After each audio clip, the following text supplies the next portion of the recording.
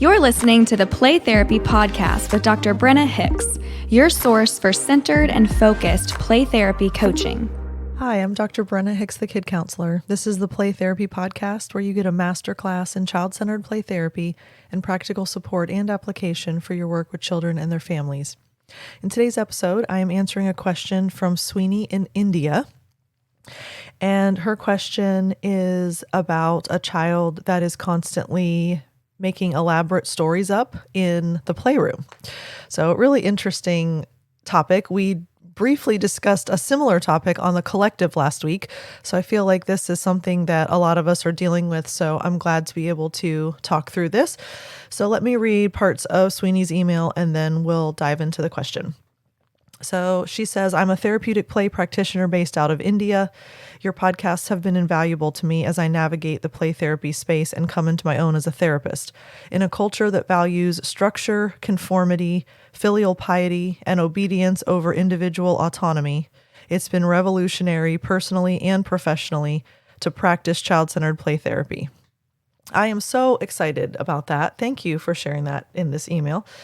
So then the question is, I have a 12-year-old client that I've seen for 14 weeks. She was initially referred for ADHD and frequent emotional meltdowns. There are some syndromic presentations, but she does not have Downs, and genetic tests have been inconclusive. She struggles with being organized at school, frequently misplaces books, struggles with making friends, and hate that she has to go to the SEN department a few times a week for her different therapies. In the playroom, we've managed to build a trusting relationship, and she frequently comments on how she likes to come to me, as she can do things that make her feel calm, such as paint and do work in the sand. Here's the main bit. When she comes in, she tells me elaborate stories about her life related to school and family that I can tell are made up. It's usually about how the shadow teacher won't leave her alone. She follows me home, for example, or about her having great friends and play dates and art shows, etc. I always reflect the feeling underneath her stories. For example, with the shadow teacher, you feel like someone is in your space all the time. That usually helps her focus more on the feelings and gives me bits of reality. It seems to me that when she's in the room, that's how she controls her narrative. However, I also worry whether I'm enabling this pattern because during our last check-in, Mom mentioned that the instances of her making things up has increased. I'm starting to doubt myself and wondered if you have any insight. I would appreciate your thoughts. Also, I've asked Mom to revisit genetic testing to see if we can get more conclusive results on what the child is struggling with. Okay, so Sweeney, thank you so much for the question. And I think before I get into some of the other comments, I want to say that the only reason that it would be relevant for Mom to revisit the genetic testing would be if there are some kind of services that would only be provided and that would be helpful to her if we had conclusive results. In other words, the genetic results are not going to influence anything that happens in the playroom. They're not going to influence anything about the way that you and or her mom interact with her. So in my opinion, hearing this, I'm not sure that revisiting the genetic testing is necessary unless she needs some kind of support and she won't get it without tests. So that would be my thought on whether or not that is warranted or not. But now we'll all talk through what it's like to have a child that is making up stories and fictionalizing things in the playroom. All right, so it's very common that children will either lie in the playroom or tell stories in the playroom. It's also very common that they will do this in other environments as well. So I think we begin with the notion that this is age-appropriate behavior. She's 12. But the fact that she has syndromic presentations and we're not really sure exactly what it is that she might officially have as a diagnosis, she's probably either mentally or emotionally immature for her age. So even though she's 12 chronologically, we would assume she's probably younger than that for other considerations. So she's not even close to abstract reasoning yet. And we know that kids are going to make stories up. They are going to embellish the truth, and they are going to lie for a variety of reasons. So not only is it age appropriate, but there are lots of causes for this behavior. So we realize sometimes it's attention-seeking behavior.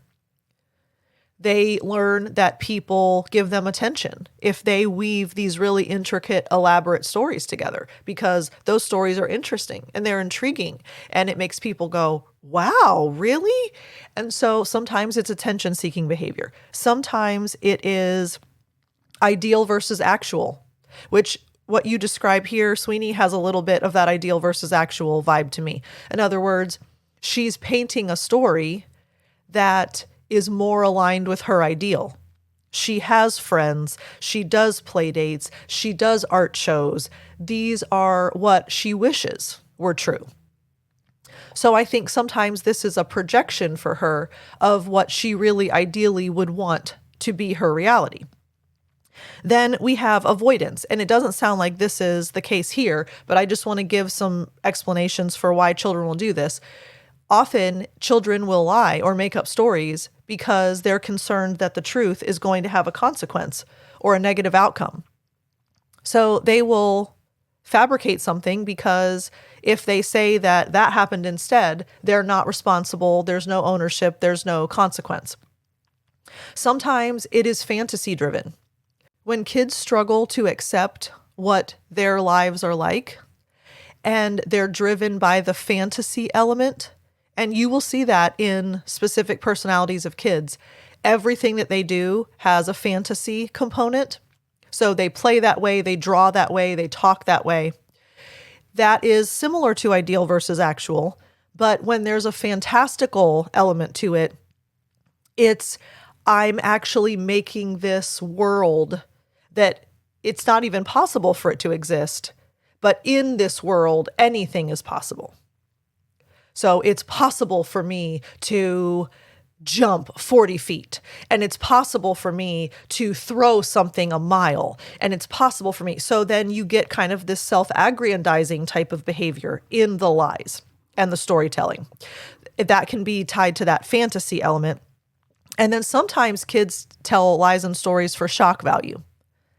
Because when you tell something that isn't true, it can have a factor of unbelief. Like no one would actually believe that's true.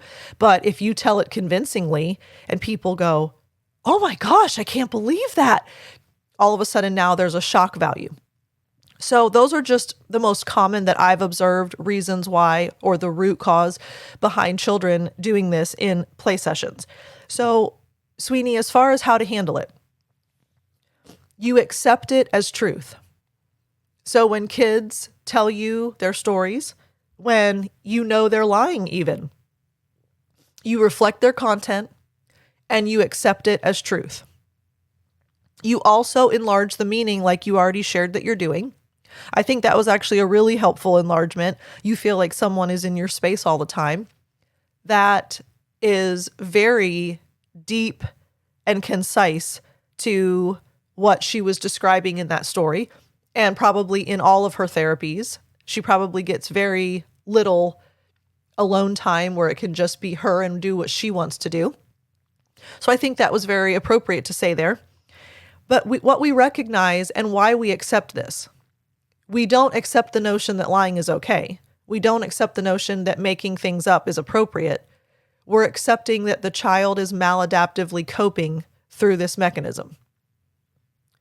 And therefore, it's just like when a child comes in and plays aggressively. It's just like when a child comes in and has power and control grab. Just like when a child comes in and withdraws and sits in the corner and won't speak to us. These are all maladaptive coping mechanisms. So this is no different than anything else that any other child does in the way that we respond. We just accept it, we acknowledge it, and not acknowledge it out loud. I want to make that really clear. We don't say, oh, you're not telling me the truth right now. We don't want to do that. But we acknowledge that this is just a pattern of behavior, and we're okay with that because we unconditionally accept the child. And here's the beauty of this. As their self-esteem increases, as their self-worth increases, as their coping skills increase, as their sense of who they are increases, lies naturally decrease. That is a consistent byproduct of the work that they're doing in the playroom. Think about the 4 universal outcomes. They're going to have increased regulation. They won't need to lie as much. They're going to have an increase in worldview. They won't want to lie as much. They're going to have an increased emotional vocabulary. They won't feel that they have to lie as much. And they're going to have an increase in self-esteem. Their lies will no longer serve them in the same way that it did before. So this will naturally sort itself out, which that's the beauty of CCPT, right? Things naturally sort themselves out because kids do their work. They know what they need to work on and they resolve their issues. So your question about, am I enabling this pattern? You're not enabling anything other than the child has a reason for doing this, and you're providing her the relationship and the environment within which she can address this root issue. There's a why. There's always a why. The why matters. Hashtag. I'm so conditioned by my staff now about hashtag the why matters. It's crazy. Anyway, we have to realize that she's doing this for a reason. So we're not enabling anything other than I'm going to make sure that she has the relationship and the environment where she can work through this stuff. And remember, we grant in fantasy what we can't grant in reality.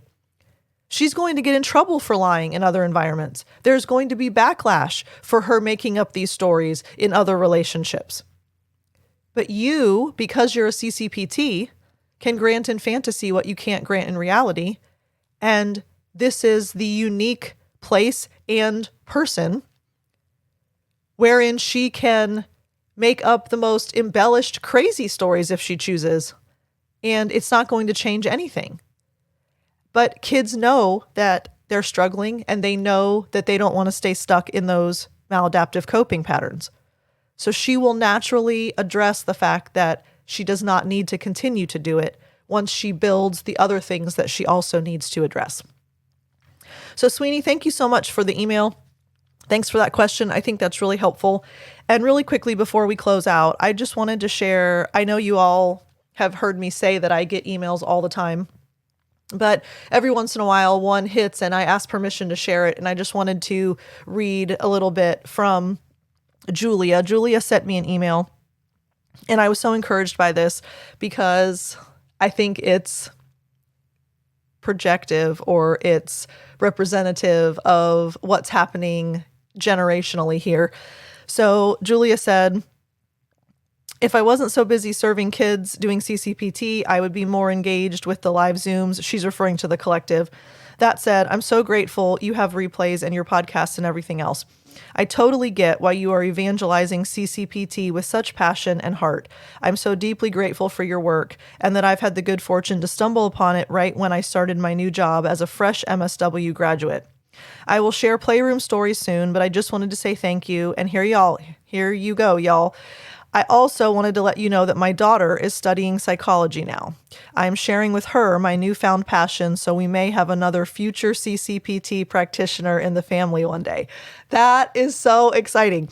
And then finally, she said, this play stuff is so powerful, and as I do the work, it becomes more and more obvious to me why this is the modality for supporting children's well-being.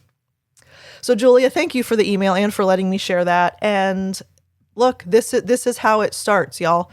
One of us gets really, really passionate and excited, and we tell someone else, and they get really passionate and excited, and they tell someone, and it is a ripple. And that is how this podcast has grown to the level that it has. That is why this movement, as I call it, or this wave of CCPT is taking over, because once this grabs a hold of you, you can't help but talk about it. And then it evangelizes it to everyone else. So you all are why I do this. And without you, I don't do this. So truly, thank you. Thank you for how passionate you are. Thank you that you tell your friends about the model, about the podcast, about your wins, about your struggles. Thank you that you're talking about CCPT. Thank you that you're making other colleagues and other coworkers and other practitioners and family members and friends and whoever. Thank you that they are knowing about what you love and what matters to you. Really quick story.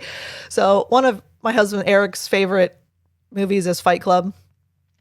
I won't even get into that because that would be a whole podcast episode right there. He and I would never, ever, ever have the same top 300 movies. Like our lists are so different. And Fight Club is one of his, and it would never even make a top, whatever, name the number. It would never make it, but he loves it. And one of the memes and one of the lines in that movie is the first rule about Fight Club is you never talk about Fight Club. Well, then you know that we do CrossFit. So there's a secondary meme that says the first rule about CrossFit is that you never shut up about CrossFit. So I always have those two like phrases kind of circling around in my brain. And I was thinking about that the other day and I'm like, oh my gosh, CCPT is going to become the new like CrossFit, where once you do it, you can't help but talk about it. And I feel like every single one of you that are having meetings with supervisors and with others at work and with colleagues and other professionals, some of you are still in grad school and you're sharing stories with me that you've been talking to your professors about CCPT and other students in the classroom and that they're deferring to you for your knowledge on this model. This is how it is. You get hooked. It hooks you, and CCPT takes over. And as Julia said, this is more and more obvious to me why this is the modality for supporting children's well-being. First of all, I couldn't have said that any better. Secondly, that is the absolute truth. It is the modality for supporting children's well-being. And if we have an entire world that finally is aware of the modality to do that, think about generationally the impact that has on kids right now, their children, their children's children, the community, the world at large. The impact is incredible. So I love y'all so much. Thank you so much for hanging out with me, listening to me, taking me everywhere you go. We'll talk again soon. Bye. Thank you for listening to the Play Therapy Podcast with Dr. Brenna Hicks. For more episodes and resources, please go to www.playtherapypodcast.com.